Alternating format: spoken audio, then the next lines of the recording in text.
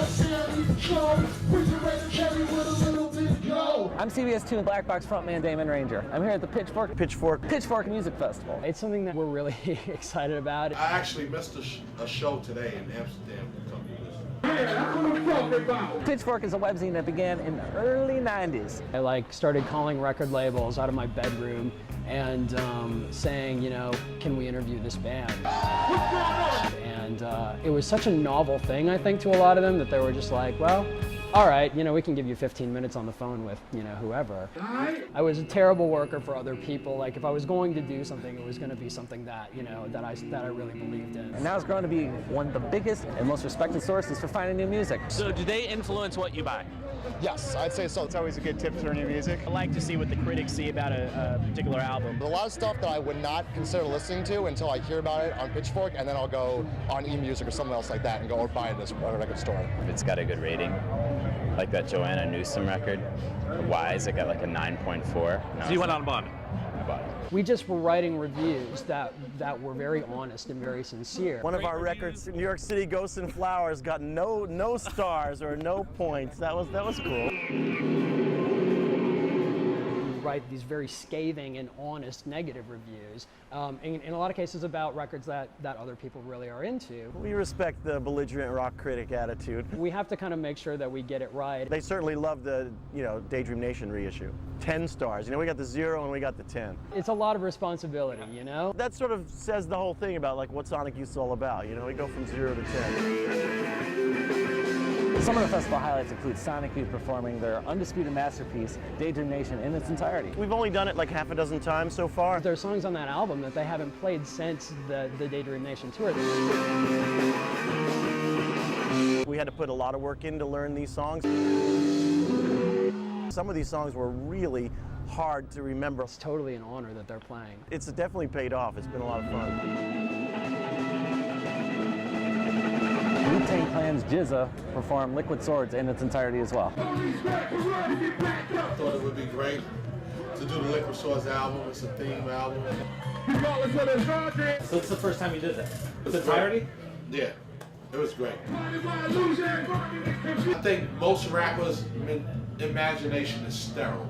Everyone is trying to be hard. It's like, don't get me wrong, and I'm not hating on all you materialistic rappers out there who spend $200,000 on your watch, or $400,000 on your bracelet, or $300,000 on your grill.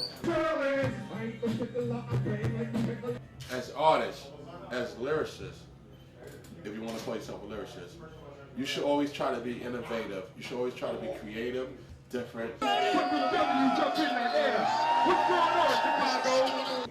More W's in the sky tonight than anything else. Pitchfork is so respected. In fact, Yoko Ono is playing this festival. She's very interested basically in what's happening in independent music right now.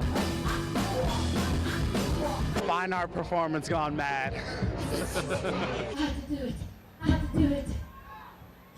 There's no choice. It was really high concept. Everyone was splashing their Yono cord, light beamers. It was great. Anyone here that you're seeing because I heard about them on the Pitchfork website? Yes. What it is, Cool kids. just come check the noise. It's the new black version of the Beastie Boys. I'm just honored to be rocking today. It's dope, man. The cool kids who are like the new hip hop group who are actually awesome. We go to Pitchfork one day and our songs up there. It's really dope. So they're looking out for you? Yeah, they've been on it. Yeah, Definitely, so they've been on it. shout outs to them. They're amazing too. One thing about the festival is that the way that we put it together, there's sort of a moral code. It seems like the last thing that's ever taken into account is the experience that the attendees themselves are going to have. You said everything was wonderful. Is there a lot of free stuff here? Yes, free drinks, that's awesome. We really try to take care of people. It's great. I just gave you a Blackbox CD. You have the power to make or break my career now. Yeah. Not really. I'll try to be kind. Well, now that my career is in their hands, all I can do is sign off. I'm Damon Ranger for CBS2Chicago.com.